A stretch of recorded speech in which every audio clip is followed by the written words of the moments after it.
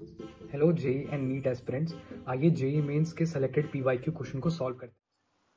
इस क्वेश्चन को देखते हैं। ये क्वेश्चन कहता है magnitude of magnetic induction at mid point O due to current arrangement as shown in the figure.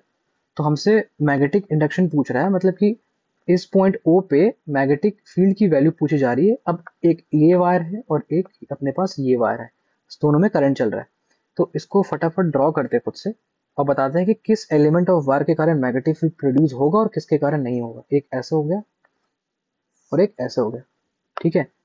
तो एक करंट आई चल रहा है, एक करंट आई ऐसे चल रहा है, ठीक है। ये भी आपका इनफाइनाइट है, ये भी आपका इनफाइनाइट है, ठीक है। इसको सी पॉइंट बोल रहा है, इसको ए पॉइंट ले लिया गया है।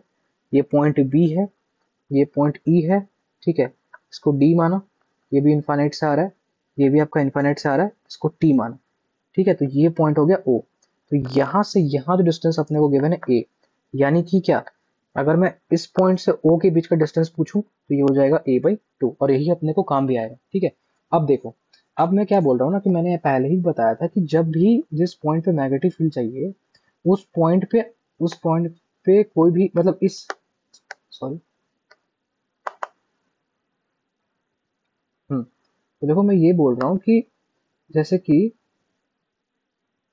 ये क्या आ गया, छोटा, मैं ये बोल रहा हूँ कि देखो, जब भी कोई पॉइंट है और इसका एक्सिस ये है, तो ये जो वायर है ना, ये इस पॉइंट इसका जो इस वायर का जो एक्सिस है, मतलब इस एक्सिस से जा रहा है, इस वायर का जो एक्सिस हुआ ये इसी पॉइंट ओ पे लाई कर रहा है। तो इसके कारण मैग्नेटिक फील्ड की वैल्यू जीरो। फिर उसी तरह इसका जो इस वायर का जो एक्सिस है वो भी इस पॉइंट ओ से गुजर रहा है, तो इसके कारण भी मैग्नेटिक फील्ड का जीरो, मतलब वैल्यू जीरो आ जाएगा, मतलब कि मैग्नेटिक इंडक्शन की वैल्यू जीरो। लेकिन इस वार के कारण और इस वार के कारण दोनों के कारण मैग्नेटिक फील्ड की वैल्यू आएगी।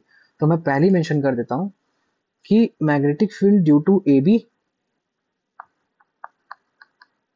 and magnetic field due to DE will be zero, ठीक है।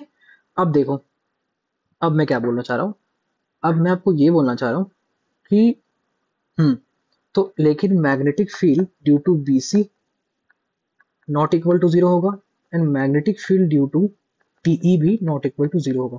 तो सवाल ये उठता है कि इसकी फिर वैल्यू क्या होगी। तो आपको ये पता होगा कि जब हम कभी भी इनफाइनाइट या फिर फाइनाइट वार के कारण जो मैग्नेटिक फील्ड की वैल्यू आती है वो क्या होती है, उसका फॉर्मूला होता है mu naught I upon 4 pi R perpendicular, ठीक है, sine theta 1 plus sine theta 2। तो सवाल उठता है सर कि यहाँ पे थीटा 1 की वैल्यू क्या होगी, थीटा 2 की